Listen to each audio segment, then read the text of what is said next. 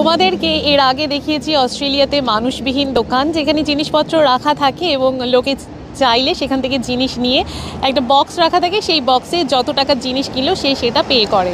মানুষবিহীন petrol pump, সেটাও কি সম্ভব? সেটাও সম্ভব অস্ট্রেলিয়াতে। সেরকম পেট্রোল পাম্পে আমি এই মুহূর্তে দাঁড়িয়ে রয়েছি এবং এরকম পেট্রোল পাম্প সারা অস্ট্রেলিয়াতে প্রায় 50টার মতো রয়েছে এবং আগামীতে হয়তো আরও বাড়বে।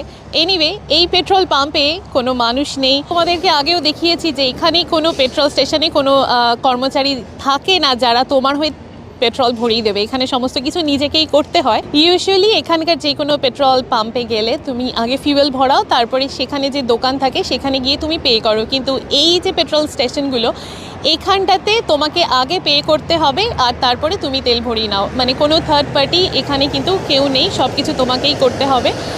সিকিউরিটি সেফটি ইস্যু সেই অর্থে নেই, তার কারণ চারিদিকে ক্যামেরা লাগানো রয়েছে।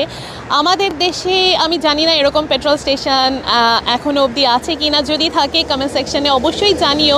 এখন এআই এর যুগ, সমস্ত কিছু সব অটোমেটিক হয়ে যাচ্ছে, অটোমেশনের যুগ। তো আগামীতে নিশ্চয়ই আমাদের ওখানেও হবে এই ব্যবস্থা। তবে হ্যাঁ, আমাদের ওখানে একটা সেফটি সিকিউরিটির একটা বিশাল বড় একটা ইস্যু সবসময় ছিল এবং রয়েছে।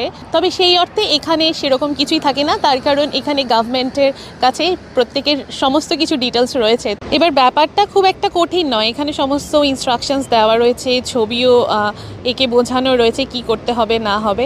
প্রথমে তুমি কোন পেট্রোল পাম্প থেকে পেট্রোল ভরাবে, তো সেই পাম্পের নাম্বারটা এন্টার করতে হবে, তারপরে কার্ড ইনসার্ট করে তোমার পিন নাম্বার দিতে হবে এবং তুমি কত অ্যামাউন্টের পেট্রোল ভরাবে তো সেটাকেও ইনসার্ট করতে হবে।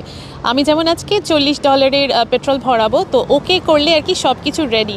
এবার হোসটা নিয়ে গাড়ির ট্যাঙ্কে দিয়ে দাও, ব্যাস তারপরেই তোমার চালু হয়ে গেল।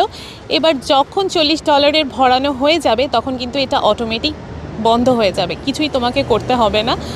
আর যদি কখনো কোনো এমার্জেন্সি হয়, কারো ধরো কোনো কিছু প্রবলেম হয় কিংবা সামথিং গোজ রং, ওভারফ্লো হচ্ছে, তো সেক্ষেত্রেও এমার্জেন্সি বাটন রয়েছে, তো সেটা প্রেস করলেই তৎক্ষণাৎ সব কিছু বন্ধ হয়ে যাবে। হেল্পলাইনও রয়েছে, নাম্বার দেওয়া রয়েছে, যেহেতু এখানে তো এটা আনম্যানড লোকজন নেই, তো সেই ক্ষেত্রে 24/7 এটা খোলা। তো যদি কখনো কারো প্রবলেম হয় তো সেই ক্ষেত্রেও এই নাম্বারে ফোন করলেই কিন্তু হেল্প চলে আসবে। এই গ্যাস স্টেশনে পেট্রোলের দাম এখন সেটা হলো প্রায় $2 মতো, মানে যেটা কিনা বলা যেতে পারে ভারতীয় মুদ্রায় 1 লিটার পেট্রোলের দাম হলো 140 টাকা এবং বাংলাদেশি টাকাতে হলো 160 টাকার মতো। আর ডিজেলের দাম $2.5 মতো, যেটা কিনা প্রায় ওই ধরো 170 কিংবা 190 টাকার মতো।